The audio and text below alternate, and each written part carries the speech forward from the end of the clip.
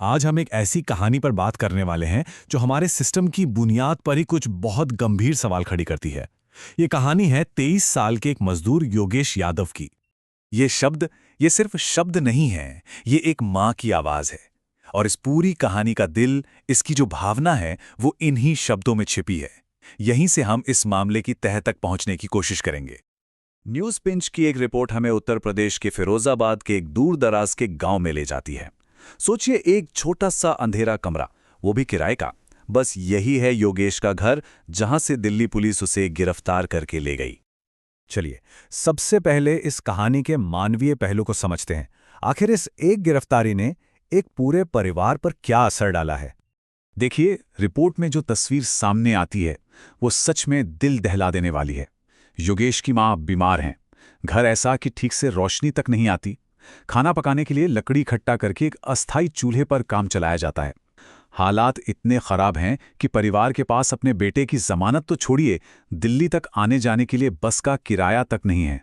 और डर इतना कि योगेश का दूसरा भाई भी घर छोड़कर कहीं छिपने को मजबूर हो गया है। तो सवाल ये उठता है कि आखिर ये योगेश यादव है कौन, जो इस पूरी कहानी के केंद्र में है।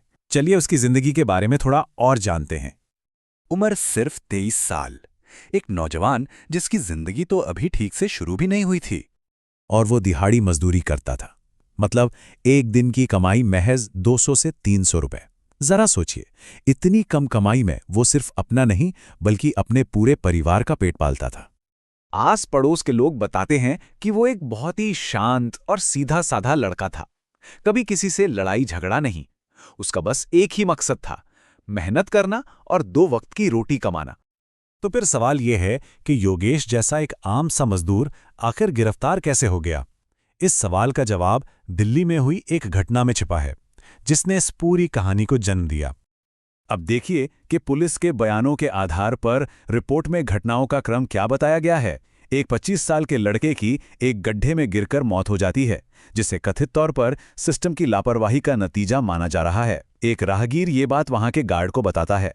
गार्ड पास में ही कंस्ट्रक्शन साइट पर काम कर रहे योगेश को ये बात बताता है। योगेश फौरन अपने ठेकेदार को इत्तला देता है और रिपोर्ट के मुताबिक ठेकेदार उसे कहता है कि वो वहां से चला जाए।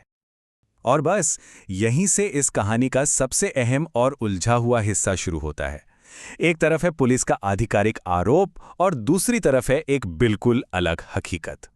तो यहां 2 अलग-अलग नैरेटिव हैं। पुलिस का कहना है कि योगेश ने सीधे पुलिस को खबर ना देकर अपने कर्तव्य का पालन नहीं किया, लेकिन रिपोर्ट एक दूसरी ही तस्वीर दिखाती है, एक डरे हुए गरीब मजदूर की, जिसने बस अपने मालिक, अपने ठेकेदार के हुक्म को माना। और इस मामले में एक और बात गौर करने वाली है। एक अकेले निहत्थे मजदूर को उसके गांव से पकड़ने के लिए 5 पुलिस वालों की टीम भेजी गई। यह सवाल तो उठता ही है कि क्या यह वाकई जरूरी था। इस पूरी स्थिति को न्यूज़ पिंच की रिपोर्ट एक लाइन में बयां कर देती है, और वो लाइन है, ये तब होता है जब आप सिस्टम द्वारा की गई हत्या देखते हैं। ये एक बहुत बड़ी बात है जो इशारा करती है कि शायद योगेश को सिर्फ एक गवाह होने की कीमत चुकानी पड़ रही है। तो अब ये कहानी सिर्फ योगेश की नहीं रह जाती।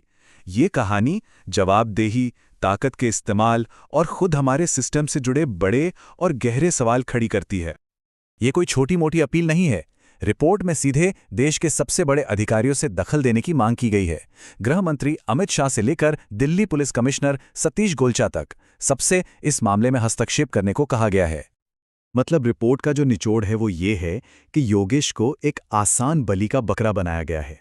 उसे इसलिए गिरफ्तार किया गया ताकि असली मुद्दा, यानी कथित आधिकारिक लापरवाही का मामला, कहीं दबकर रह जाए और उससे ध्यान हट जाए। तो योगेश यादव की ये कहानी सिर्फ एक व्यक्ति की कहानी नहीं है। ये एक तरह का आईना है जो हमें हमारे सिस्टम की कुछ कमजोरियों को दिखाता है। और आखिर में ये हम सबको एक बहुत ही अहम सवाल के साथ छोड़ जाती है कि जब कोई सिस्टम अपने सबसे कमजोर लोगों की रक्षा करने में नाकाम हो जाता है, तो फिर असली जवाबदेही किसकी बनती है।